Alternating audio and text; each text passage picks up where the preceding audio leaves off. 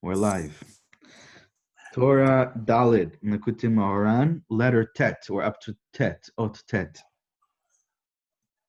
וזה בכל פעם שבא אצל תלמיד חכם, so Rabbi Nachman just finished explaining to us the three aspects of connecting to the Talmid Chacham, seeing the Talmid Chacham, giving the Talmid Chacham tzedak, charity, and confessing, the verbal confession in front of the Talmid Chacham. The first two get rid of the negative, destructive ways of using the four elements, and the third one, it's like already the plus. It's what I should do. What is the right path for me to go in? Ansei tov. וזה בכל פעם שבא אצל תלמיד חכם ומספר לפניו כל ליבו. This applies every time that a person comes to a Talmid Chacham and he explains to him, he tells him everything that's on his heart. והתלמיד חכם הוא בחינת משה. The Talmid Chacham is an aspect of Moshe. כמו שהוא בחינת עין. Moshe is the aspect of ayin. Ayin is that place of absolute nothingness. Nothing, right? Okay. Because of his bittul, right? Because of his bittul. כמו שכתוב, as it says in the pasuk, והחוכמה מאין תימצא. And that's the place of chokhmah, because chokhmah is the aspect of, in avodah, is of bittul. And it says about chokhmah, chokhmah comes from the ayin, which is the ein sof, the nothing. Okay. It's nothing to us. To us, it seems like nothing, because we have to get rid of our something in order to connect to that nothing. But that nothing is more something than all of the something that we perceive. It's the only thing. It's the only thing, exactly. Right. And through this, you are included in the Ein Sof. So wait, so when you speak and you confess and you speak out your heart to the Talmid Chacham, who is the aspect of ayin, you are included in that aspect of ayin. That's how you are included in the aspect of the ayin. Because why? Because by connecting to the Talmid Chacham and getting out of the way, all of those things in the way, all of the things that are on your heart, all of the sins and whatever, by confessing and expressing all that to the Talmid Chacham, you are being included in the Talmid Chacham's light, in the Talmid Chacham's aspect of ayin. Oh, everyone away? All right. Sounds like something fell and broke. וזה בחינת זרקה דאיסטריקת לאתר דאתנטילת מתאמן. This is the aspect of zarka. Zarka is one of the trup. It's one of the signs that we have in this on the Torah. Right. This for the tune. Yeah. This thing? Yeah. It's the one that looks like that. Right. And that's called the zarka. And that zarka is the sign that corresponds to the chachma. So obviously the ta'amim, the tunes, the signs for the tunes are also categorized by the 10 sfirot. And so the zarka is in the category of chachma. That's the aspect of the zarka. And the zarka is called zarka. Zarka means throne. Means what? Throne. T-H-R... Like kisei? No, like T-H-R-O-W-N. Oh, throne. Okay. It's being thrown. Tossed. So tossed, yeah. So the Zohar explains why is it called zarka. The Zohar says because it represents this aspect of something being thrown back to its place, being thrown back to its original source, to the place that it was taken from, the place it was lost from. So Chachma is the source place where everything is sourced in, and when something is returned to its source, it's returned to the aspect of Chachma. So that's why Zarka is corresponding to Chachma. Zarka, being thrown back to its place.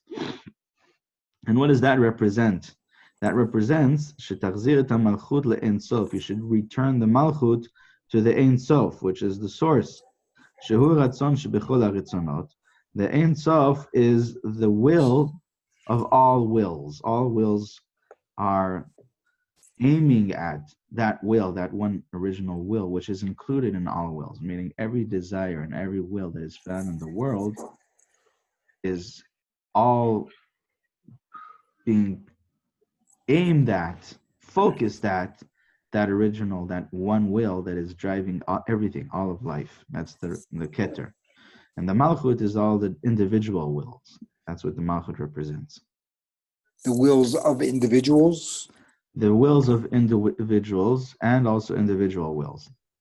Well, what is individual will? Meaning that there is a main distinct wills. There's a main father intention, father will. I see. Okay, got it. Source will, source intention that is driving everything, and then there are the individual, distinct, small wills that are when they are.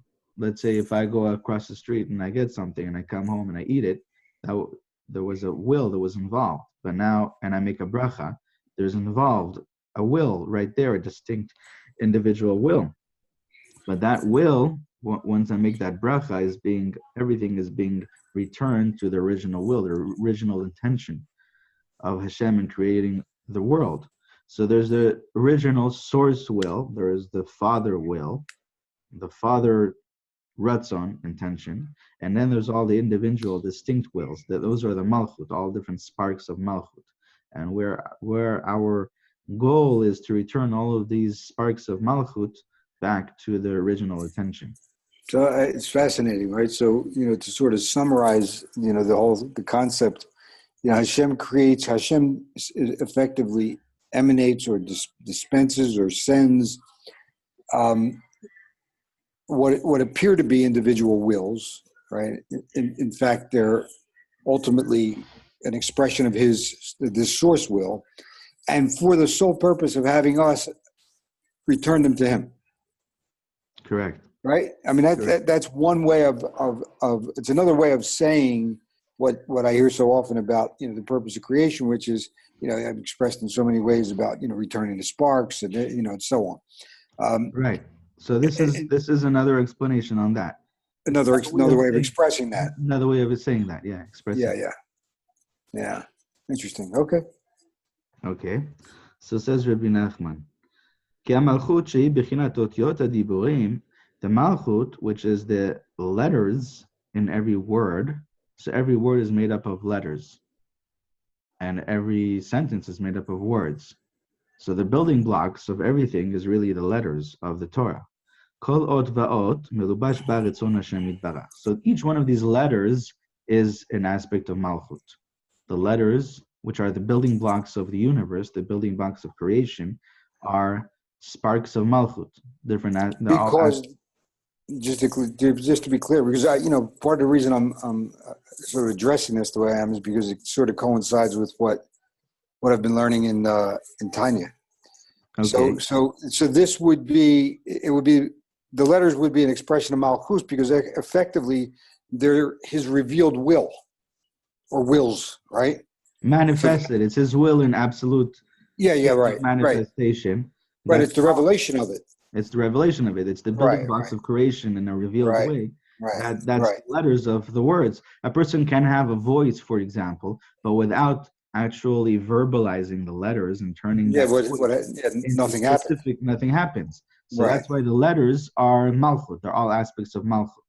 On the other hand, theoretically, Hashem expresses this but doesn't have a voice. Sorry? I said Hashem expresses these letters, these words, but to say he has a voice is an anthropomorphism. To say he speaks is an anthropomorphism. No. The voice is the energy that is giving life. It's the soul within everything in the universe. Everything in the universe, the physical presentation of it, the physical way it seems to us, it looks to us, the physical revelation of it is the aspect of Malchut. But within it, there is a spiritual essence that's giving it life. It's making it continue to exist. That's the aspect of voice. Just like a word. We use that word to describe that. Yes. Right, but it's obviously not a voice as we experience it in the physical world, right? Yeah, you can't hear the voice. I mean, exactly. So the reason if you pay attention and you're on the level, then maybe you can hear the voice, but it won't. Yeah, I mean we're in Parshat, Yitro right now, right?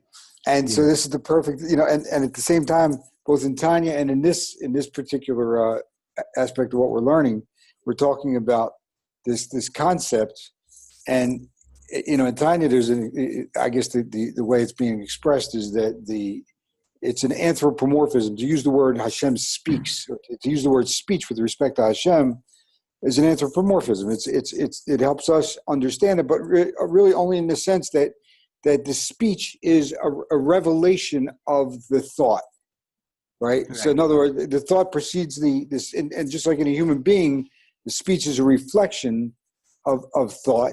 You know, you think it, you speak it, and that's the revealed thought is the speech. Right.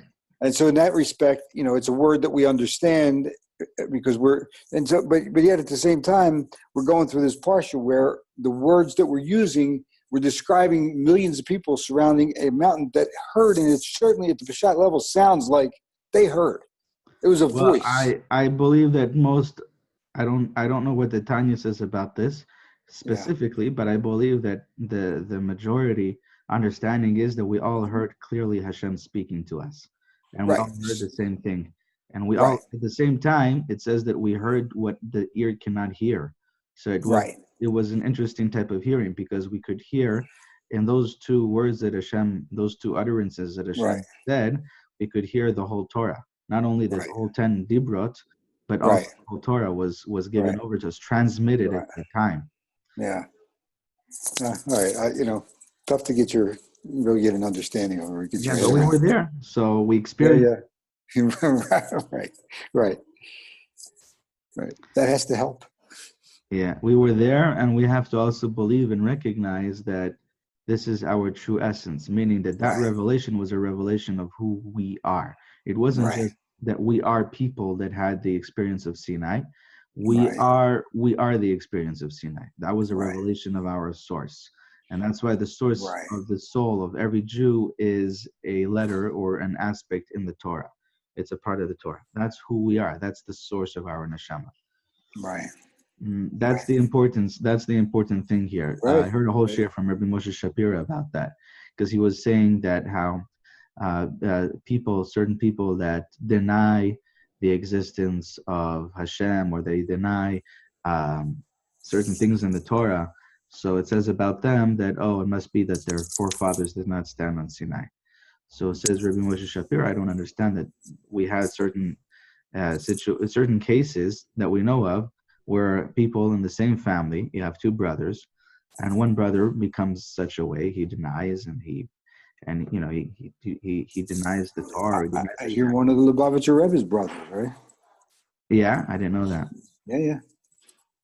And the other one is perfectly, Shomer Torah mitzvot. Or one person is denying the Torah, denying Hashem, denying the certain beliefs that we have, the fundamentals of the Torah, and then their father is serving Hashem. So how can you tell me? So he says that it has to do with.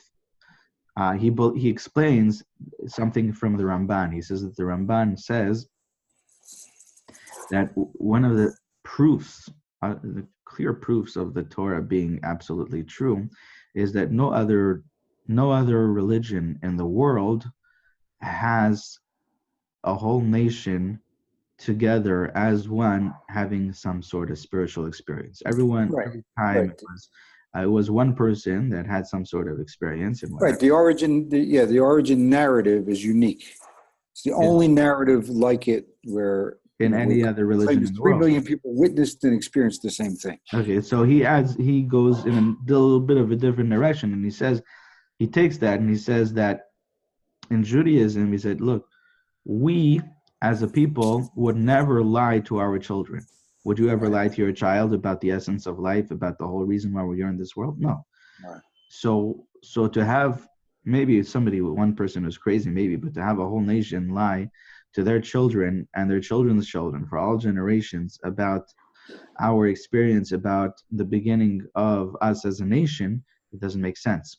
It's not possible. Right. So that's one of his proofs. But Rabbi Moshe Shapira explains even deeper than that. He says that a person can have a whole argument with you about what is a whole philosophical argument about you, about life, and he can drive you crazy in a way that you don't know what to answer him. But nobody can tell you or convince you otherwise about your essence, your true essence. And he says that's what we have by Har Sinai. Har Sinai, we have to know, is a revelation of our true essence. And we have to believe that we are not people that had a spiritual experience at Har Sinai. The experience of Har Sinai was a revelation of who we are, and at our core, we are aware of that. And that's why the experience of Har Sinai is something that cannot be denied in any way, because at our core we know that. And when a person, and that's why a person in the same family could have it different, because some people are, based on what they did, their denial or whatever, their sins or whatever, they cause a block to that experience. And when they cause a block to that experience, they go under the category of someone whose forefathers did not stand on Har Sinai. It's not a simple, it's not literal. It's not the literal understanding of it, right? But that's the way that he was going in that shit. Right. Anyway, again, the reason bring the Tanya into it, they're talking. One of the things that's being referred to as evidence of that is the fact that you have even Jews that have reached an extremely low level. I mean, that deny Hashem's existence. Who knows what they've done? They think they've converted to Christianity, whatever it is. That when it comes down to it, they will sacrifice. They'll do the ultimate Mesiras Nefesh. Yeah. Because that essential reality is just undeniable. It's instilled within us. Yeah, exactly. It's inherent, right? It was instilled within us when Hashem gave us directly the first two utterances, Anochi and Lo Yelecha, which is the one of Emunah. Right. Yeah, Anochi is the mitzvah aseh, the positive commandment of Emunah, and Lo Yelecha is the negative commandment. Do not believe in and anything else. Right. And when Hashem gave us those two utterances, He instilled within us the ability, the strength to give up our whole life, for Hashem, rather than deny that. Yeah. And the explanation is that if Hashem would have continued giving us the rest of the Torah, we would not have Yetzer Hara. The Yetzer Hara would have been lost completely. It would not be possible to do anything against the Torah, against the will of Hashem. To transgress in any way. It would not be possible. Would have undermined his entire purpose. That's why there's a question on that. There's a question on that. How is that possible? That would undermine Hashem's purpose. So then there's a whole explanation. For every question, there's an explanation. And for that, there's a further question. Right. If you want, we can go down that road. If you want, we can go down that road, and I'll give you a few levels of explanation of the question. I'm game. But the point is, the bottom line is that even after overcoming the Yetzer Hara for transgressing any of the sins, a person still has a free choice not about whether a person would transgress a sin or not, a free choice about how much a person would completely nullify themselves and include themselves in Hashem's light. So it's kind of in a simple way of explaining that. I would say that once you're not doing any sins, the question is, and you're doing all the mitzvot of the Torah, the question is the quality. What about the quality of your performance of the Torah and the mitzvot? Understand? I understand. I mean, obviously it raises questions. First of all, it's impractical. We can't even do all the mitzvahs in the Torah, right? What? We cannot. I mean, it's not even practical to do all the mitzvahs of the Torah. Obviously, some of them require a base of, a bit of mikdash, right? So what I mean is all the mitzvahs that are those that can be done. Yeah. Right. Yeah, no, I understand. I got it. Then it's a question, obviously, of the quality. What? So, what's the question? Then obviously, it's a question. No, you're right. Then it becomes a question. If you're doing those things, then it's a question of what level of quality are you doing it. Yeah, and then there's another question after that, but I'm not going to tell you the question after that because then I'll have to give another answer. All right. There is another answer, but see, this is what Rabbi Nachman calls makifin and pnimi. He says that there's a surrounding transcendent light, and then there's a light that comes inside the vessel. And he says whenever we have a question, so that's an indicator that the light, that we are aware of a light that is surrounding, and we're not able to bring it in, and that's why we have this question in the way.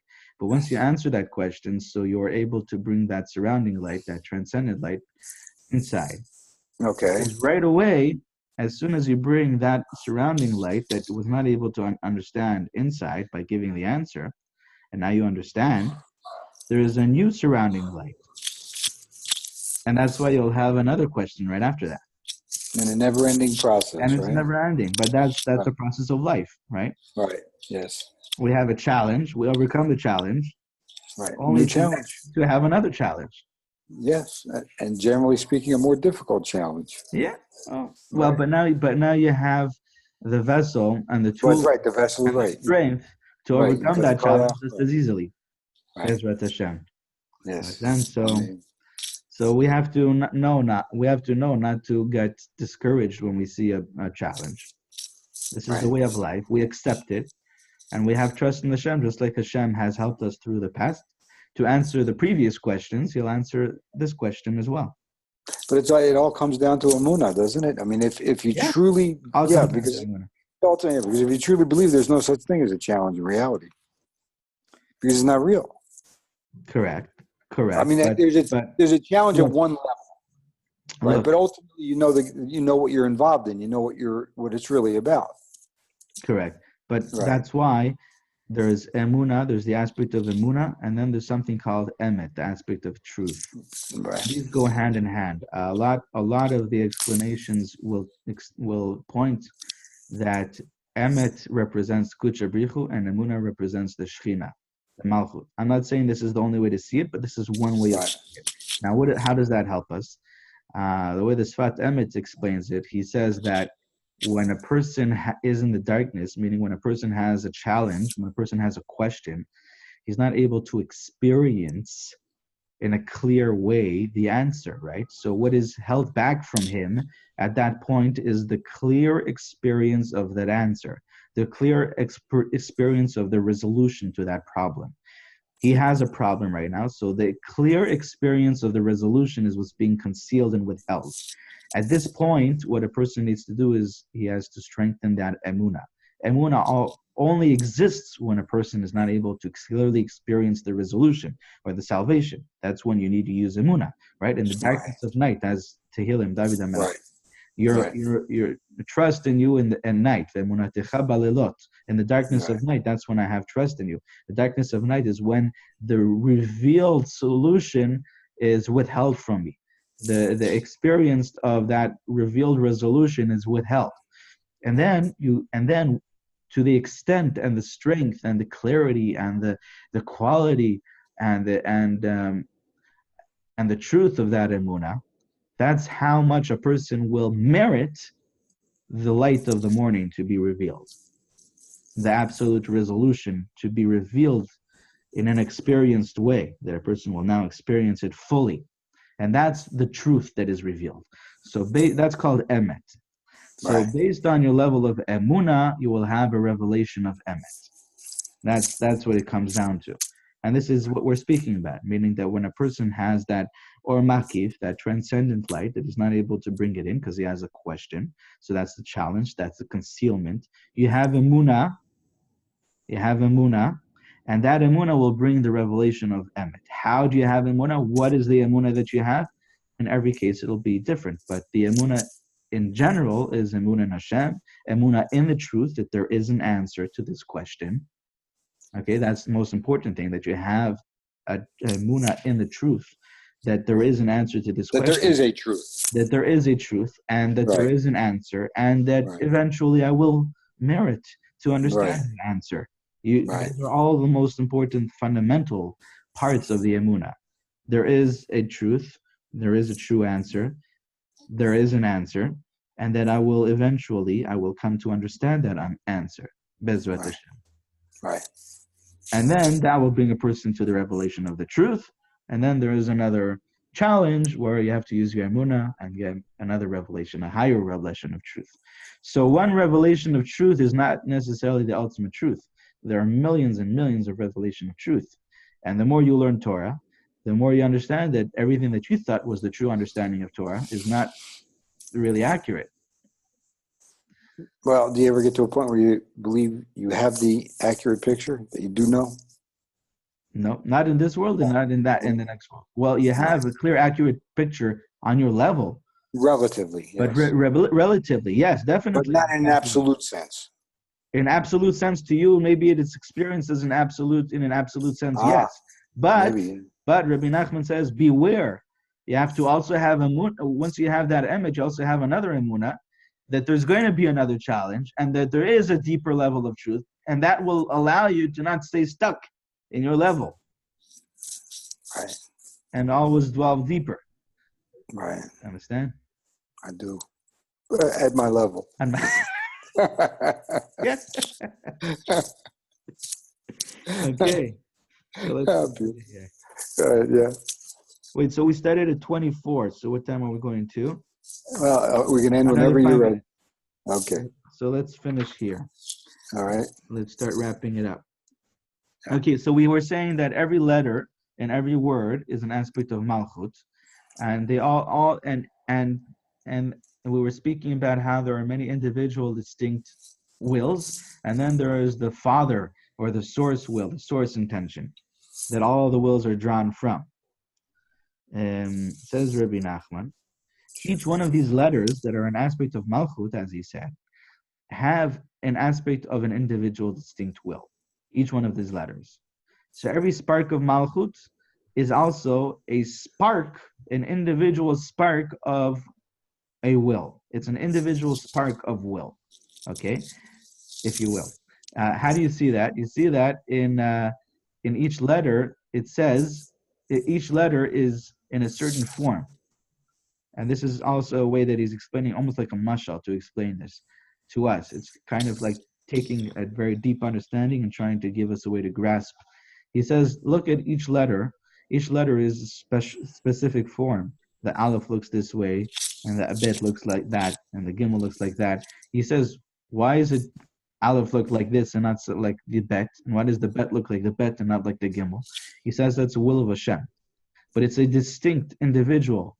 It's a distinct individual will. It's not the original will. It's a spark of will.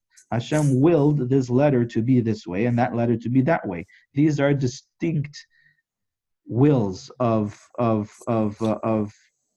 just like a letter is a building block of a physical revealed manifestation, and the table doesn't look like the wall, and the wall doesn't look like the car, right? Because everything has its distinct purpose and everything has its distinct appearance, and that's a distinct will, that this should be this way and that should be that way. It's not the one will, because the one will is one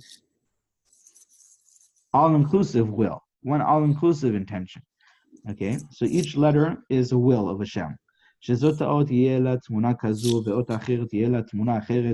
this letter should look this way and that letter should have a different form.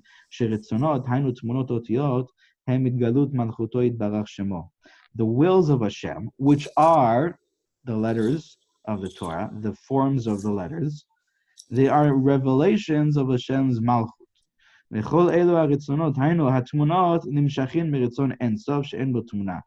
each one of these wills, in other words, he says, each one of these forms of letters are drawn from the original intention, the original will of the Ein Sof. The original will, the Ein Sof, has no form. So all of these individual forms, that this should look this way, and the table should look like that, and the wall should look like that, and this letter should look like this, and that letter should look like that, is all these forms are wills, individual wills that are drawn from the original will that has no form.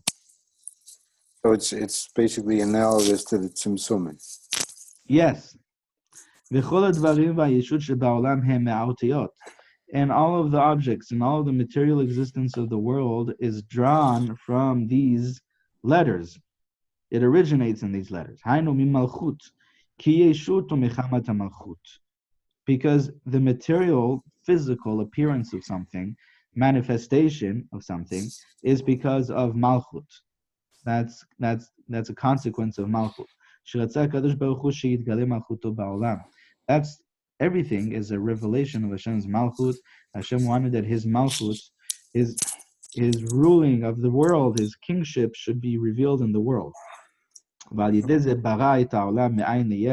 And through this He created the world from nothing to something. Meaning that He created all of these forms in the world and all of this material existence in the world,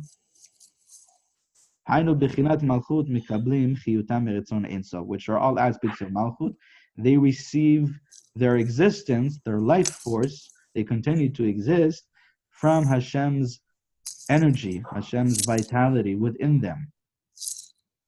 Correct? So all of these sparks of Malchut receive their life from their original Ratzon, from their original intention, will that Hashem had in creating the world. And all of that is leading to the revelation of Hashem's Malchut in the world. So the reason why this chair looks like this, and the chair doesn't look like the table, and the table is not the wall, and the wall is not the car, is because each thing, every individual tiny detail in existence in this world has a specific purpose, and all of the purpose of everything in general is to reveal Hashem's Malchut, but everything has a specific way on how it will reveal Hashem's Malchut in the world, and that's why things look differently.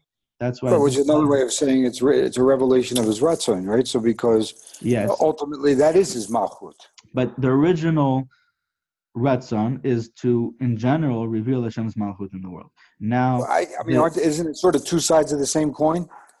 I mean, he can reveal his will because he is king. I mean, if he's not king, what difference does it make what his will is? I don't understand. Yes, obviously. To me, it feels like or sounds like these are really just two words that are basically synonymous. Which two words? Ratzon and Malchut. Not from the perspective of the spheres or the Kabbalah of it, but as a practical matter.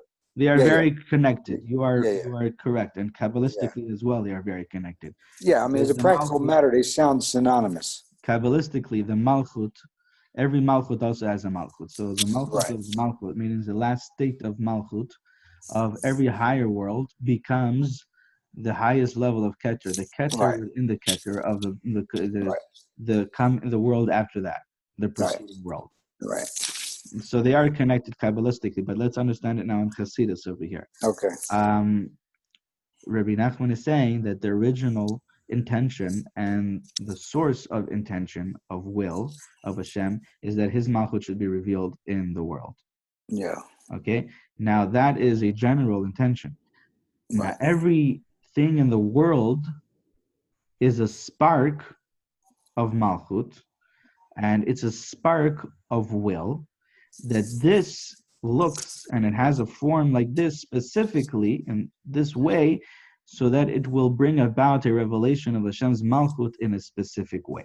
So there's the original will, the original intention that everything should bring, that Hashem's will should be revealed in the world, and then there's the distinct individual will within everything that it should bring about a revelation of Hashem's Malchut in this specific way.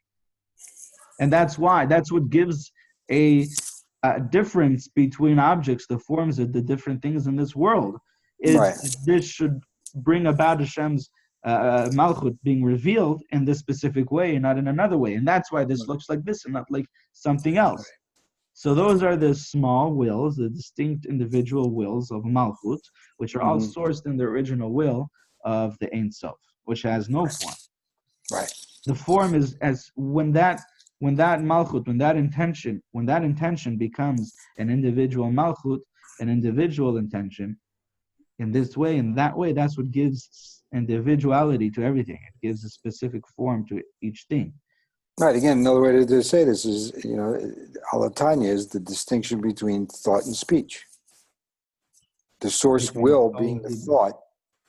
Then obviously the individual wills being, described anthropomorphically as speech. Yes.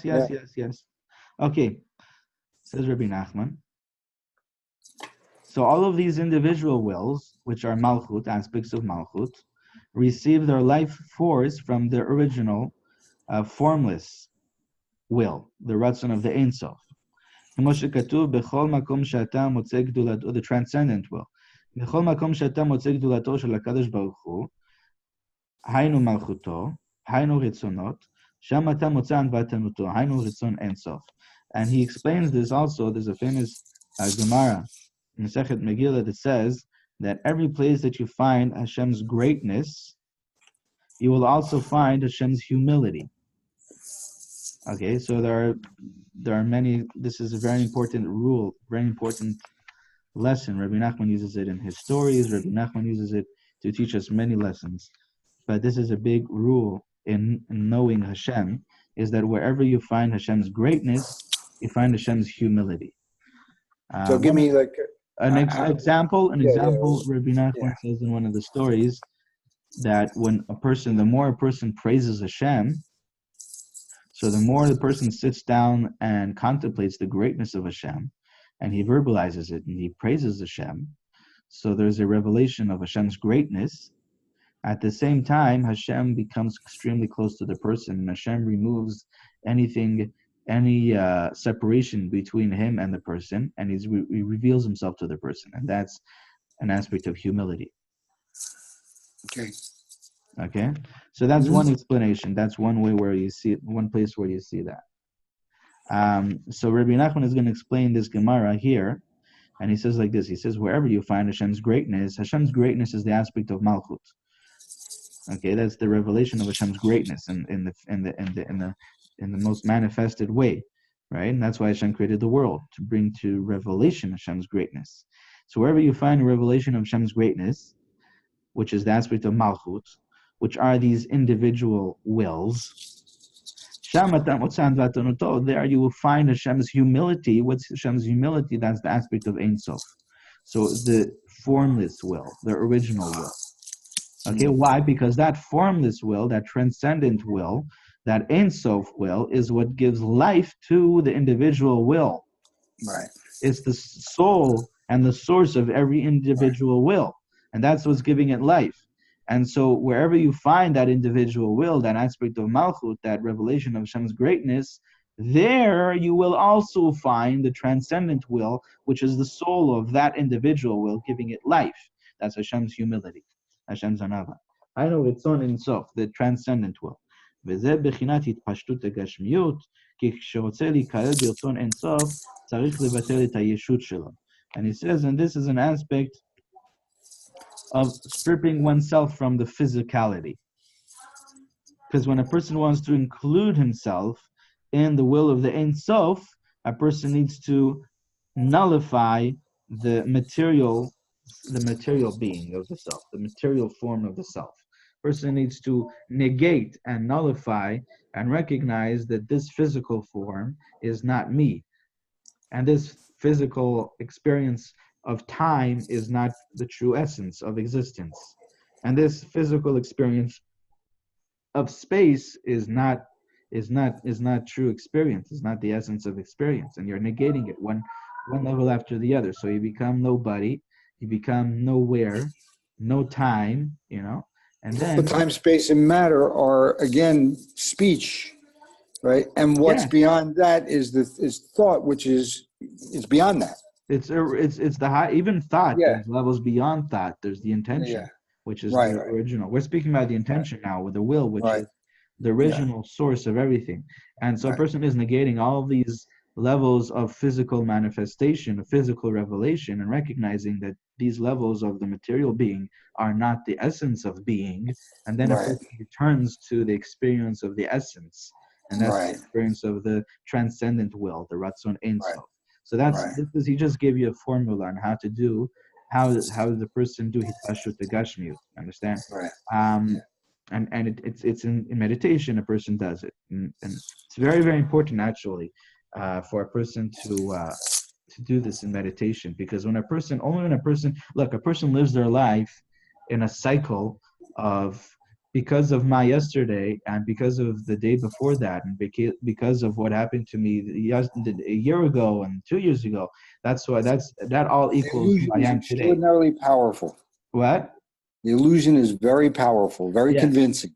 Very convincing, and a lot of times sometimes that's good, but even when it seems good, it could be way better, and that's important to know.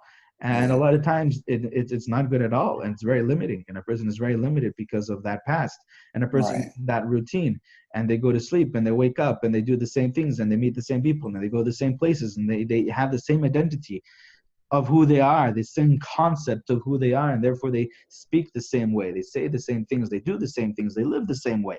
And then there's no room for growth if a person continues to that, to just continuing having what you've been having and being what you've been being and doing what you've been doing.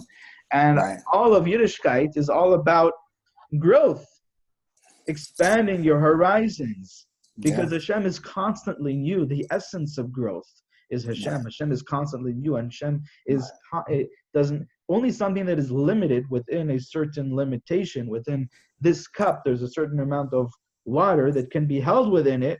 So then, because it's limited, so then it's the same of the same thing. And I can turn it around and whatever, but it's the same of the same thing. Right. But when something is unlimited, so then there's no same of the same thing. Same of the same thing is something that is only with something that's limited. But something that's unlimited is never the same of the same thing. It's always more of infinite renewal, infinite new novelty that is being and that's what Hashem is. And Kabbalistically, we know this in the Kavanot. In the Kavanot, we understand this, that the whole world, every day being recreated, is only possible by Hashem himself, by a light being drawn from Hashem himself, from the Ein Sof, which is the unlimited one. Because if it's from what is within the Sphirot, that's limited. Even the highest Sphira in the world would run out.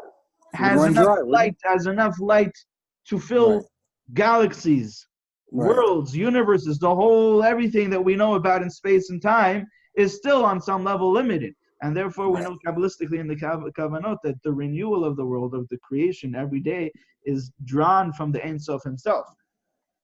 Anyways, back to our point. The point is that when a person does in the meditation this bitul, the no self, the nowhere, the no time, the no one, no when, nowhere, nobody, then and negates all of this physical material being, then a person will return to the essence of being, to that ayin, to that Ein Sof, and then when you come out of that, then you have expanded your horizons, you have created space for something new to come forth. So this is a specific meditation, a specific kavana? Yes. But it's interesting. The reason I asked is because I've heard it used in secular context.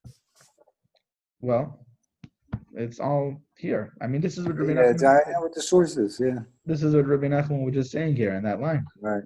Yeah. Interesting. That's your koyach, man. Very nice. Yeah. I think actually in Chabad they use this type of meditation. Yeah. I've heard Moshe Chazan speaking about something similar to this. He was calling it Shlila. But so I'm sure he got that from Chabad. And in Chabad they point out the fact that Ein Sof is called Ein Sof. It's also a way of negation. Ein Sof means no end. Right. So the essence of how we think of Hashem's essence is no end. There is no limitation to him. So that in itself is a negation, right? Because we can't experience the unlimited. It's impossible for us to experience because we are limited. So the only way to experience the unlimited is by negating the aspects of limitation within us. Then we can open up to experiencing something beyond that. Because we have a part of us that is beyond that. Understand? Right. So that's the essence of us. So when you negate all of those limitations, those limited parts of our experiences, then you come to something beyond that. Right. Interesting.